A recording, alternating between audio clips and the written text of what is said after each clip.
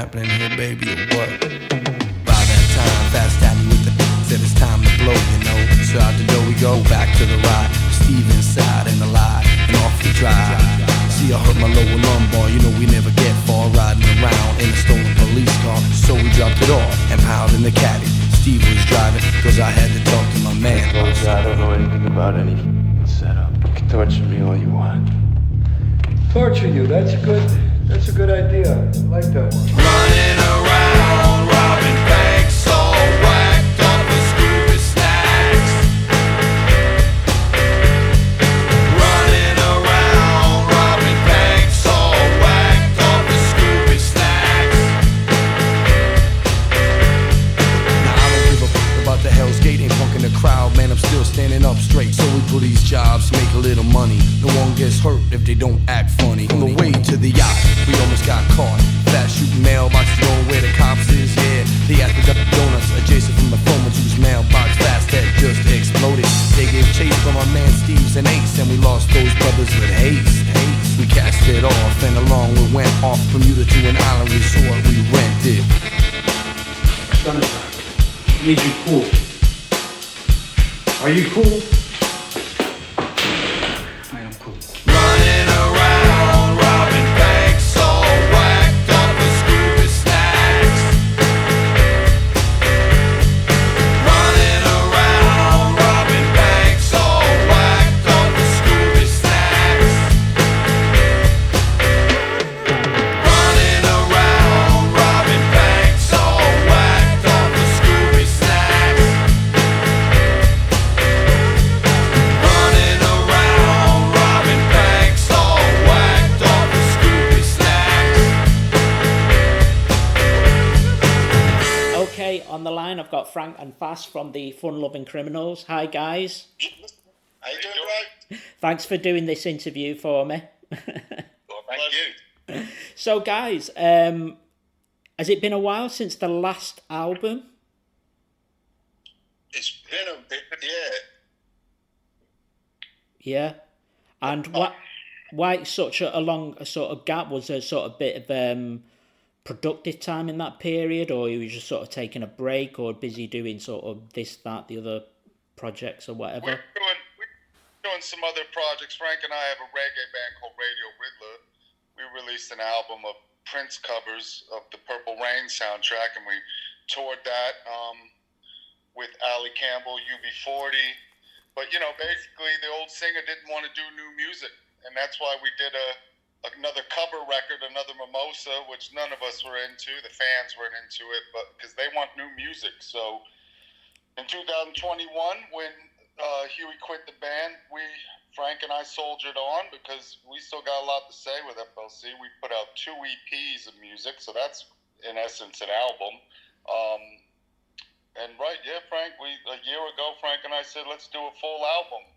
And that's obviously a different creative approach to doing EPs where you do them 4 songs, but it was time we did an album, gave the fans what they want, and get out on the road and play it for them. And we think they're going to love it. And by the response so far to the first single, A Little Bit Further, you know, we couldn't be happier. So things are looking good. Yeah. Well, you've definitely come back with a vibe and a swagger with the new single, A Little Bit Further. I absolutely love it. You know, it's just it's sexy vibe to it. It's gospel. It's funk. It's kind of all them things you can kind of think. And yeah, is it fair you sort of, as a band, you're still bringing that to the table, kind of think, in your sound? Oh yeah, definitely. The Fun Loving Criminals, in a nutshell, is it's just a vibe of everything that we love in music, whether it be funk, whether it be disco, whether it be hip hop, whether it be rock, whether it be R&B. You know, we love our lounge vibes, we love our energetic vibes, and it was very important on this new record, A Matter of Time, to put a little bit more energy into this album, as far as, you know, people rejoicing, having a good time, you know, having a few drinks and jumping around and really feeling the vibe. So we wanted to up the pace and up the energy a little bit, which we've definitely done. We've got some big hitters on this album. Is What It Is a huge homage to you know, your Led Zeppelin-ish and Queen-ish vibes, and then we take it right back with our Latin vibes, just like, you know, old tracks like Loco. So you've got that main bubbling, all kinds of styles. It's like a mixed bag of snakes, Fun Loving Criminals. Not any song sounds the same, and that's very important. That, in essence, is Fun Loving Criminals. So that's what you've definitely got on this new record. That's why I believe the single's going down a storm, and I think once the fans get their hands on the album from August the 29th, I think they're going to be really happy with it. We are. I mean, and the next single, which is out in towards the end of July, is completely different to a little bit further. That's the thing. We have another single coming out in September. We're just going to keep putting singles out pretty much every song on the record, but we're really happy with the result. We got big love for Naeem playing guitars on it. Got big love for Tim Latham, who is, you know, engineered, recorded, mixed every Fun Loving Criminal record, because he went to town on this and presented a side that we didn't really realize we needed for this album, which, you know, Frank and I were kind of reluctant a bit, because he sent us back the mixes and they sounded raw, I think is the best word to describe it. And at first we were pushing back, saying, no, we want it more polished. And he was pretty much saying, guys, it needs to be a raw record, a return to form, like Come Find Yourself, you know. And that's something we now just love about it. You know, I was listening to it in my car, you know, Frank, when you're making an album, you listen to it on every speaker system. By the time it's released, you're so sick of it, you never want to hear it. But that's why you go out on tour and the songs come to life. But listen to it now, it's like I really, really appreciate what Tim did without really pushing it on us. You know, we trust him when he takes our sound and objectively mixes it, which is awesome. So he is the fourth member of the band, you know. Well, I think with a little bit further as well, I think it's got a great sort of message behind it, because there's one killer line in it, and it says "Lost in the Groove," and I think that's what's important. Do you know what I mean? And especially in this sort of day and age as well, and you're making it as well, like, music is an escapism.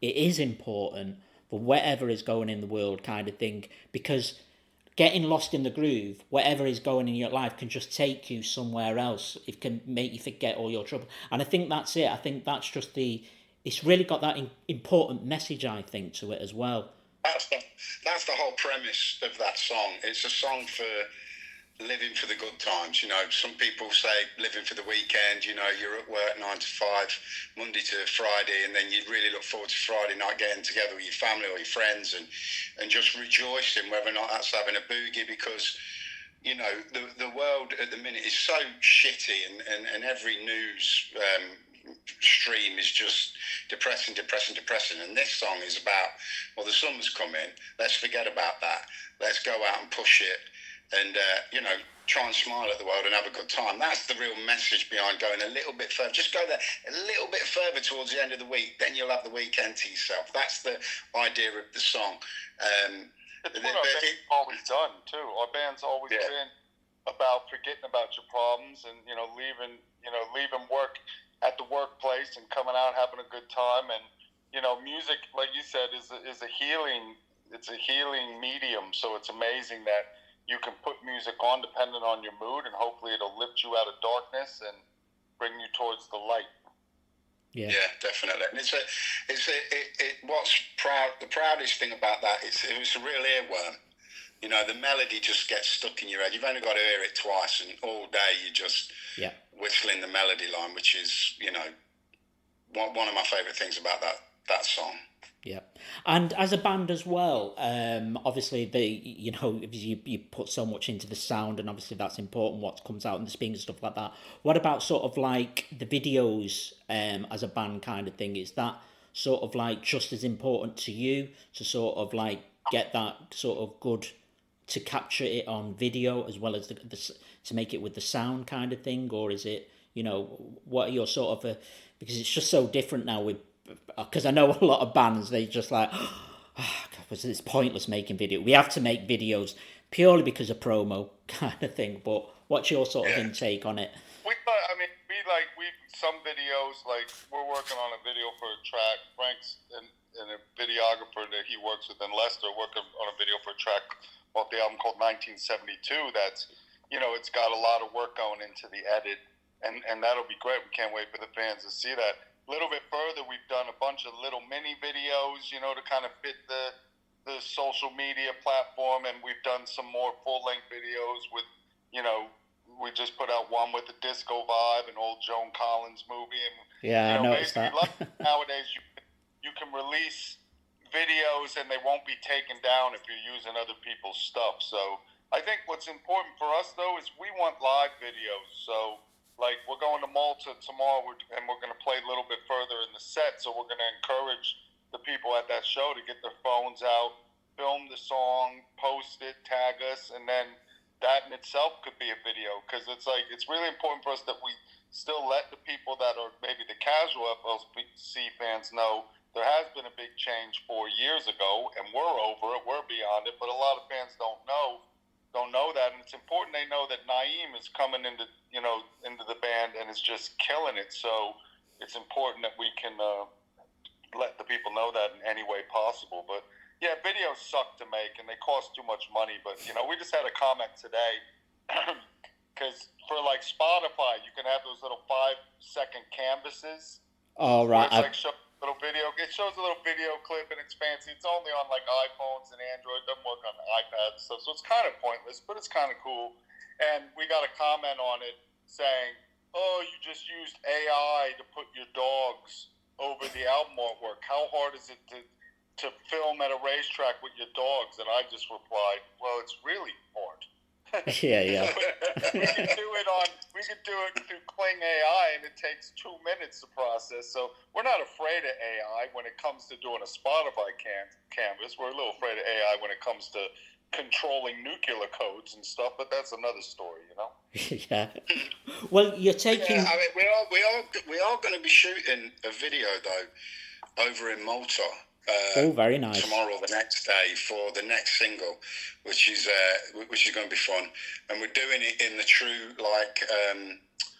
what's my man who's from Leicester, Stephen Graham, who just did that amazing show, that Adolescence, where everything's filmed in one take, right. One camera, one take. And we're gonna try that for our new music video. So that'll be fun. Yeah. It's a Beastie Boys. The next single, Full Stop, is full on homage to Beastie Boys and kind of, that kind of vocal styles with the raps and stuff. Even Naeem's got, I think, 3 words in it. So, all right. But it's important. It's. We thought it'd be fun. Shoot it with a fisheye lens. Shoot it at the festival we're going to be at as people are coming in. And I mean, do it and see if we can do it in one take.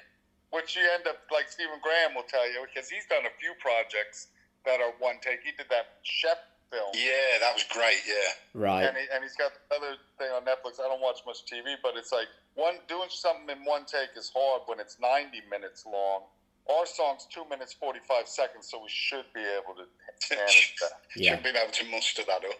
Yeah. It won't be us that screws it up. It'll be one of the crew guys, because they don't even know that they're actually our cinematographers and sound guys for that. And we're going to hit them with that tomorrow night over a beer in the hotel in Malta. Yeah. Well, you're going to be the director of photography. You're going to be the sound girl, and we're going to film a music video. Oh, okay. So we're going to put you to work. Well, I presume as well it'll have the sunshine in Malta as well, so that's always sort of like a bonus kind of thing as well. So yeah, definitely. in between takes, yeah. So you're taking this on tour as well. You're touring in England, good few dates. That kicks off on the 4th of September. You're playing Manchester at the Gorilla venue, which is the most important for me because I'm a Manchester lad, so I'll catch you there. Which is a great venue, by the way. I don't know if you've played the Gorilla before, but it's a great little intimate venue. I love that spot. I saw one of my favourite shows that I've seen for the last, 10 years was at the Gorilla. It was a California band, an amazing band called Ozomatli. Right. And I went to see them there, and as I was stood there actually with my drum tech, and I said to him, "This would be a killer place for us to play." I just love the room. Yeah. I love that solo little balcony thing at the top, that can hold about 4 people, 5 people. But it's just a nice room, and it's a good sounding room as well. So I think the boys are going to love it there. Yeah, looking forward to that. Yeah, we played last year or 2 years ago at the Ritz, just around the corner from. The Ritz. We were loading out all our gear. The Magic Numbers were coming out. They did a show at the Gorilla, and we're friends with those guys. We love them. We love Romeo and them, and it's a good venue that we're looking forward to play. Are you Man City or Man United? That's a big question. I'm Man United. Unfortunately for me, I'm Manchester United. Yeah. The team that's not doing so well at the moment.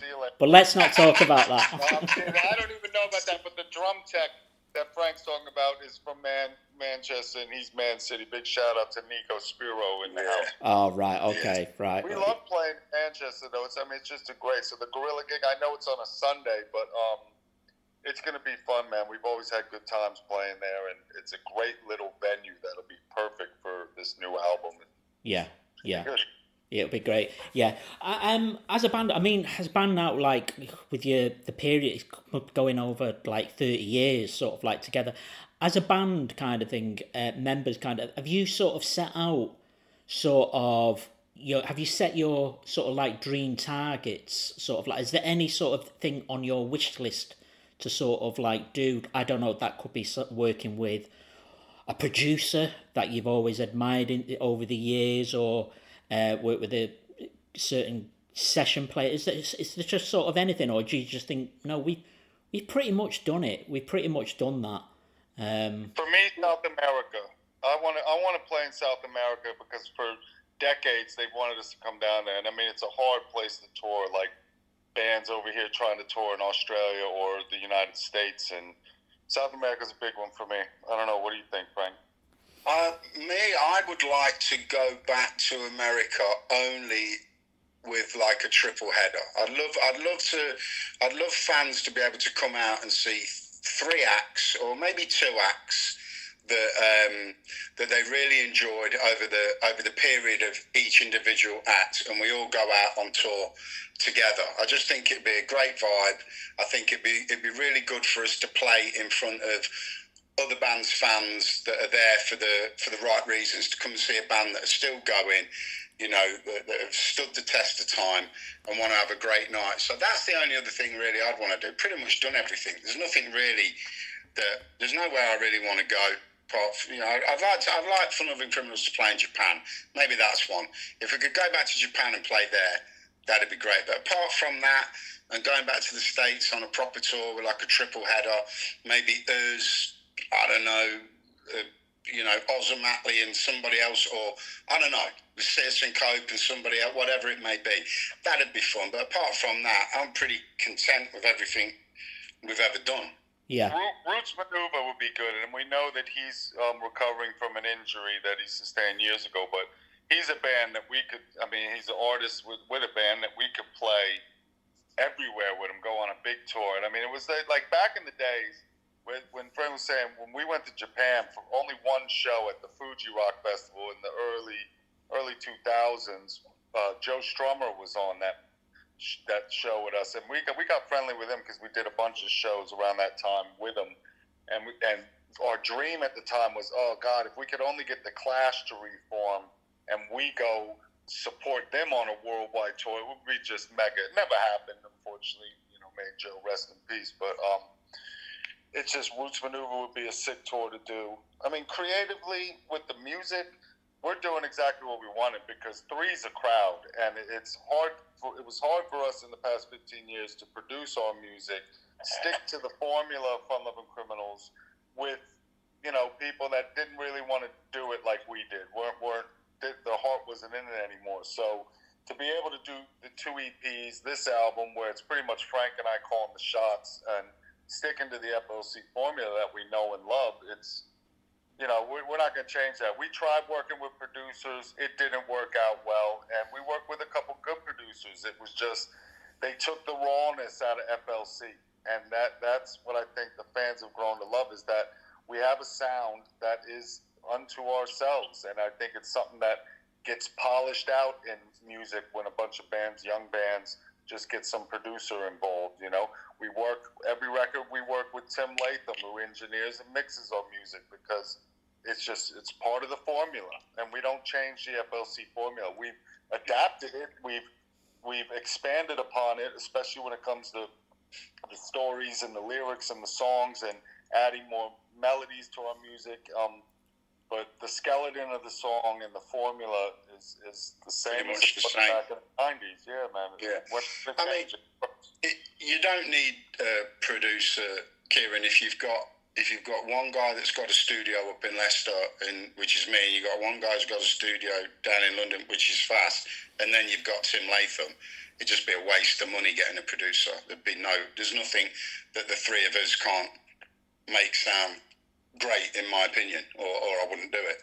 Yeah. We expand that philosophy to every part of this band now, because we've had so many managers over the years, so many booking agents, and so many lawyers and everything, and we've gone through that whole side in 30 years, the lawsuits and working with producers and working with different managers who all try to bring different things to the table. Some of them work, some of them don't, and that's why nowadays for Frank and I, we realize it's the two of us. We're going to run the whole operation, from tour managing to doing the drives when we're on tour, because basically the other drivers we have suck at driving. So it's like, not trying to be arrogant and say we're better drivers, but Frank's like one of the best drivers, so he's going to drive. Who wants to be in the backseat of a vehicle?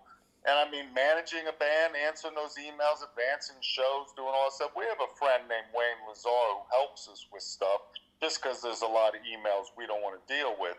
But if you just keep everything in-house, our crew are people we've known for years, so everyone's in it to win it. And that's the thing. It's just we're protecting the brand, if you will, but really protecting that formula that makes FLC, and still be here 30 years later doing what we love to do. Yeah. It's like my mum always said, if you want anything doing right, do it yourself. That's true, yeah. I think she hit the nail on the head there. It's a lot more work for us, but to be honest, it's like, I'd rather put the effort and the tiredness of all the work and the traveling and all that than dealing with the anger of someone else screwing it up, and they got paid to screw it up. Yeah, of course. Whether it's a tour manager or whatever. And we've learned, like Prince, that the only things we need is a good booking agent and a good lawyer. And we've got that, and we're very happy with them. And, hopefully we don't use the lawyer, because they're a lot more expensive than the booking agent is. But, yeah, that's a band at our level, what we're doing. We've got a good... We figured out how to do it, so our process works for us, and we think we got friends. So we have got friends as well that go above and beyond. People like our good friend Steve Hallam, people like our production manager Nico, people like there's a lot of people. Even the Rid, even though he's helping out tonight Fast. He's going to be there. Not helping out, bro. He's not helping out. Let's keep that. But yeah, he's a legend. But yeah, it's tiring. But at least we know when there's a mess up, it's our mess up. So I ain't got to go mad at anybody else. Do you know what I mean? Yeah, of course.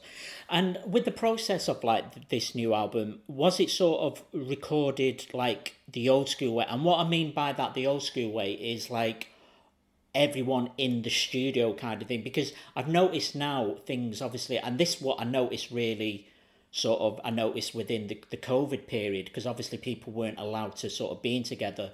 The drummer would send his sample over to the guitarist, his guitarist would do one bit, so you didn't even have to be in the same room kind of thing.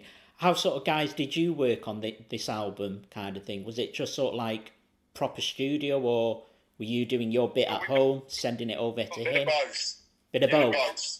We don't live in the same towns anymore, so sure. We use the technology to our advantage. But the way the band has always been, even back in the early 90s, we didn't live in the same apartments in New York and Brooklyn. So I would come up with ideas at my apartment, messing with all the samples and the beats and stuff, kind of get a skeleton of a song and, send it on. And Frank would do his magic in the studio, and then, you know, sometimes we do get in the studio. Like we went to record a children's choir, singing on a song all across the land. So we went to their studio to record that one, but we try to keep everything in-house and then send all the stems, you know, over the internet, which is great, to Tim Latham again, and he does his thing. And we could have flown out to spend a week with Tim Latham to mix it, but then we tend to push our ideas too hard. So to give him the space to be creative with it, you know, it's similar to how we mixed back in the days. We'd let Tim sit there for 8 hours by himself. We would just come in the evening, and then 3 hours later, we got a song mixed. By leaving Tim Latham alone, he can get 2 or 3 songs mixed, and then we send him notes. But, I mean, it's just much more cost-effective that way, and you don't get as much done. I mean, on a side note, like for Frank, it depends on the project. With FLC, that formula, again, works for how we're doing stuff. We have a reggae band, and Frank and I have always said, well, hey, if we were going to ever like properly record or go write a reggae album, we'd have to go to Jamaica for like a month, and probably just smoke weed and sit on the beach for 3 weeks, and then the last week do the recording. So it kind of lends itself to what we're working on. But for FLC, it's just the best way to do it. It'd be a waste of time having us in a studio spending £1,000 a day, you know? Yeah, sure. Yeah. It's so quick. It's so quick as well. You know, if something's put down, it gets instantly sent to me. I can do something, instantly send it back. So, and then that's without all the chit chat and the food orders and all that can get in the way of it. And plus, we've got our own studio, so we don't have to worry about massive studio bills. But there is times sometimes where we might go and book in like a swanky place, just do a listen back and just double check things. But really, it's the best way for this band to work. You know, if it was a singer-songwriter who's folk or Americana, you'd all be in the same room, you know, smelling of incense and doing that hippie thing. But with us, we work too quick, so it's better how we do it. Yeah, sure.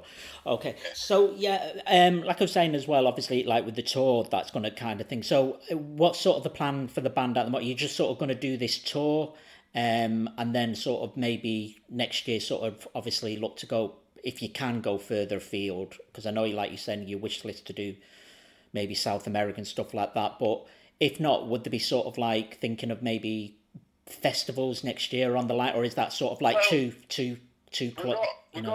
We've got festivals this year that are going to run us up to the tour, but we see this album, we're looking at this album really as a 2-year thing. So we've got what we've got this year, 2025, but then we've already got stuff being put in place for Australia, New Zealand for 2026. So we really want to look at this record properly like you used to, and that's tour it not just over a 1-year period, but over a 2-year period. So this is kind of like part 1, what we're going to do this year in England and Europe, and then part 2 is further afield. Like I said, try and get down to South America, definitely try and get back to America, and get Australia and New Zealand. That's already been put together. Hopefully, fingers crossed, we'll get that Japan one ticked off, so I can tick my one last thing that I really want to do, you know what I mean, with the band. So, other places in Europe, you know, when we're going into Holland, Holland's a big market for us. We usually tour 5-6 shows there, but we're only doing 1 or 2 on this run, and then in the spring, we'll come back and we'll hit up Amsterdam, you know, and Rotterdam and Utrecht, these places we tend to do 2 different legs, you know. I mean, it's great to be able to do that, to extend it. We actually have a great idea. We're fleshing out now, so we don't want to spoil it, for something we're going to do probably starting next September, 2026, that we think is a really cool idea that our good friend Steve Hallam, we mentioned before, is helping us with. That is a side of the band that I think the fans will be really interested in seeing. And it's live performances, but doing something a bit different, which is, you know, sort of... We won't say. No, we ain't going to say nothing. We ain't gonna say nothing. But, yeah, so we got plans. We got the plan, and then probably end up doing some more music. I mean, as long as we got ideas and we're still into it, then we're going to record music because it's what we love to do. It's what we're born to do. So, I mean, also next year it would be fun for us to take a little break away from FLC and do our reggae. We've got a new reggae album that's going to be coming out at the end of the summer, hopefully, or in the middle of the summer even. And that is something that I know people are talking about as possibly going out on the road with the Wailers. All right. So that's something that's being kicked around at the minute, which would be fantastic. Radio Riddler opening up for the Mighty Wailers on some reggae shows would be really something. So hopefully our fantastic agent out in Europe can get that nailed down for us, because it'd be fun. It'd be fun to just get away and flex our love for reggae that me and Fast have, and then come back and do part 2 of Matter of Time for 2026. Yeah, absolutely. Yeah. Well, the new album, A Matter of Time, is coming out on July the 18th. I presume sort of fans can sort of like pre-order it. I don't know maybe. I told you that, because the second time we heard it, it's actually end of August. Oh, it's then. Oh, right. Okay, it's down as a press release, July the 18th. Is that why you can order it? Second single that comes out on Tuesday. Ah, right. Maybe it's the second single. Maybe, I don't know. Yeah. Oh, it's all right. These things happen. Yeah, it's August 29th. The album comes out. We're doing a big showcase in London at the Boisdale Canary Wharf, where we're going to actually play the whole album start to finish. Probably the only time fans will be able to hear it. And it's a very cool venue, the Boisdale. And then, the album comes out the next day, and then we just hit the road. Yeah. Oh, great. And yeah, well, listen. Good luck with the album. Rely on me to playing the single. I do love it. It's great. Good luck with the tour. Like I said, it kicks off on September the 4th. In them places, you're playing Norwich, you're playing Leeds, you're playing Liverpool, you're playing Torquay, and Manchester on September the 14th. I'll catch you then at the Gorilla. All the best, guys, and if I can, I'll try and say hello on the night. I would say, Kieran, from now until then, make sure you get some Barocca down you, so you don't give us any kind of. Yeah. I should be fit. But if you let, is it Katie Fast? No. Yes. We'll put you on the guest list. Oh, bless you. Oh, thank you. That's very, very kind of you. Thank you. That's even. Wicked. Well, Kip, thank you so much for spending time with us. Really appreciate it, because without good people like yourselves, then people wouldn't know what's happening with us. So thank you for spending time, man. God bless. Yeah. All right, guys. You take care, and I'll see you soon. Mate. See ya.